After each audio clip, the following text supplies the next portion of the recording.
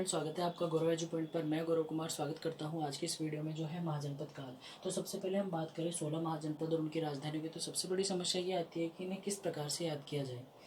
तो उसके लिए हम मैप की सहायता लेते हैं। मैं भारत का मैप बनाता हूँ और आप भी बहुत आसानी से बना सकते हो। लेकिन जब भी भारत का मैप बनाया जाता है तो हमें दिशाओं का ज्ञान होना आवश्यक है। तो सबसे ऊपर जो होती है वो होती है उत्तर दिशा, नीचे होती है वो होती है दक्षिण दिशा, उसके बाद राइट हैंड साइड पे होती है पूर्व दिशा और लेफ्ट हैंड साइड पे होती है पश्चिम दिशा। तो सबसे पहले जब भी हम भारत का मैप क्रिएट करते हैं तो हमें उत्तर का पोर्शन भारत का बनाना होता है।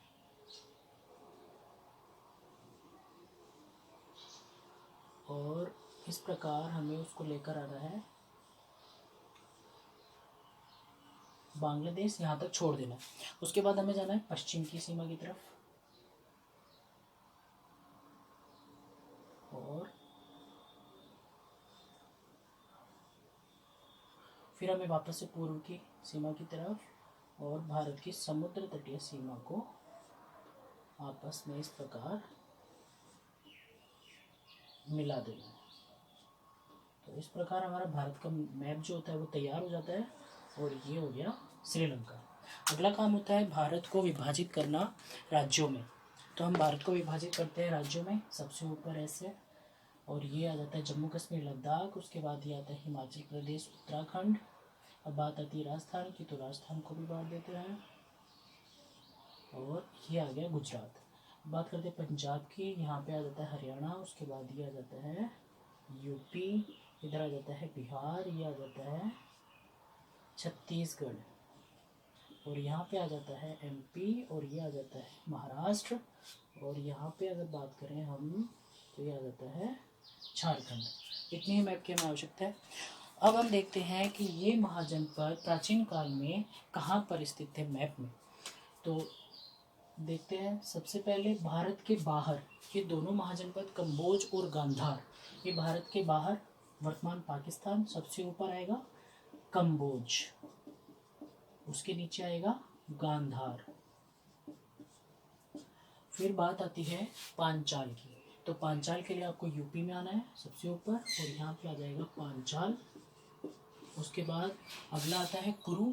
तो वर्तमान में जो दिल्ली है वो ही प्राचीन काल में कुरु राजधानी इंद्रप्रस्थ के नाम से जानी जाती थी। यह आ जाएगा कुरु। उसके बाद बात आती है मत्स्य की। तो ये राजस्थान वाला क्षेत्र और ये आ जाएगा मत्स्य। उसके बाद बात करते हैं सूरसेन की। तो सूरसेन आ जाएगा यूपी में। उसके बाद बात आती है कौशल की। तो ये आ जाएगा फिर यूपी में कौशल। कौशल के बाद आता है वत्स। वत्स उसके जस्ट नीचे यहाँ पर आ जाएगा वत्स। उसके बाद बात आती है मल।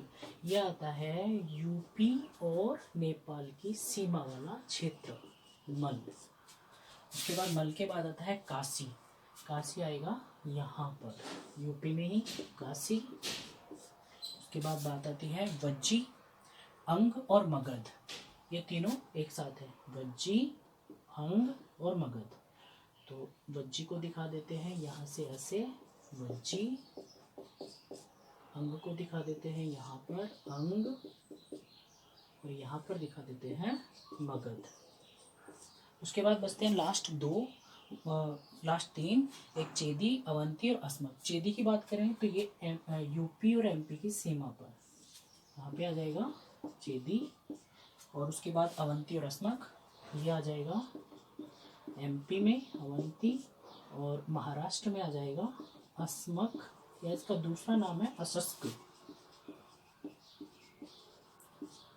अब ये तो हो गए 16 महाजनपद। अब इनकी राजधानियां किस प्रकार से हम याद करें। तो सबसे पहले कंबोज। कंबोज के लिए आपको एक शब्द याद करना है, वो है कमरा। कम से आ जाएगा कंबोज और रा से आ जाएगा राजपुर। तो इसकी राजधानी हो जाएगी राजपुर। उसके बाद गांधार के लिए आपको याद करना है गंटा। तो गन से आ जाएगा गांधार और टा से आ जाएगा तक्षशिला। ये राजधानी हो गई गांधार की। अब उसके बाद बात करते हैं पांचाल। पांचाल के लिए आपको याद करना है यहीं पर लिख देता हूँ, पंची। पंची, पन से आ जाएगा पान, पांचाल, और ची से आ जाएगा अहिछत्र, अहिछत्र। उसके बाद बात आती है आगे कुरु। कुरु की राजधानी इंद्रप्रस्थ, प्राचीन काल में इंद्रप्रस्थ, वर्तमान में दिल्ली। उसके बाद मत्स्य, विराटनगर, ये सिंपल है, याद हो जाएंगी, विराटनगर। उसके बाद बात आती है सूरसेन। सूरसेन के लिए आपको याद करना है सूरसेन, इसके लिए आपको याद करना है सूरमा। एक शब्द याद कर लीजिए, सूरमा। तो सूर, सूर से सूरसेन, मास से मथुरा, तो इसकी राजधानी आ जाएगी मथुरा, सूरसेन। उसके बाद बात करते हैं कौशल। कौशल के लिए आपको याद रखना है साक्षर, शा, साकेत, शर, श्रावस्ती। तो साक्षर, तो इसकी दो राजधानियां हो गई कौशल की, साकेत और श्रावस्ती। उसके बाद आगे आता है वत्स। वत्स के लिए, वत्स को जाने दो, वत्स को जाने दो। तो वत्स होता है एक पर्सन, संस्कृत में यूज लिया जाता है वत्स, तो को से कौशाम्बी हो जाएगा, तो वत्स की राजधानी हो जाएगी कौशाम्बी। वत्स ये रहा, इसको हो जाएगी, इसकी राजधानी हो जाएगी कौशाम्बी। उसके बाद बात आती है वत्स के बाद मल, कुशावती। इसके लिए आपको याद करना है मैं खुश, तो मैं से मल और खुश से कुशावती, तो मल्ल के लिए आ गई कुशावती। उसके बाद बात आ जाती है आगे काशी। काशी भगवान शिव की नगरी, सब जानते हैं। राजधानी वाराणसी, सिंपल है, जो राजधानी याद हो सकती है वो आप कर सकते हो। वज्जी के लिए डबल वी याद रखना, तो वज्जी, वज्जी के लिए विधेय अर्थात वी से वज्जी और वी से विधेय। अंग चंपा, सिंपल है, याद हो जाएगी चंपा। उसके बाद बात करते हैं मगध, राजगृह। उसके लिए आपको याद करना है मरा, मगध के लिए मरा, मैं से मगध, रा से राजगृह, तो मगध की आ जाएगी राजगृह। उसके बाद बात करते हैं चेदी। चेदी के लिए आ जाएगी चेदी की शक्ति, एक शब्द याद रखना, चेदी की शक्ति।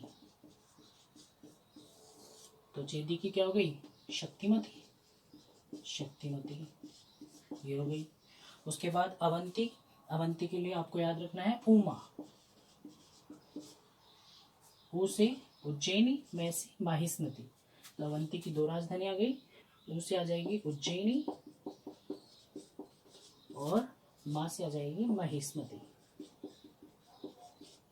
अब बात आती है अस्मक या पोतन। इसके लिए इंग्लिश वर्ड याद रखना, पहले राजधानी आएगी पोटास, पोट, पोतन, एस, ऐसे हो जाएगा अस्मक, तो पोटास शब्द याद रखना अस्मक के लिए, तो इसकी राजधानी हो गई पोतन। इस प्रकार 16 महाजनपद और उनकी राजधानियां आप आसानी से याद कर सकते हो। उम्मीद है दोस्तों आपको आज की वीडियो पसंद आई होगी। पसंद आई तो लाइक और सब्सक्राइब जरूर करें। मिलते हैं अगली वीडियो में, धन्यवाद।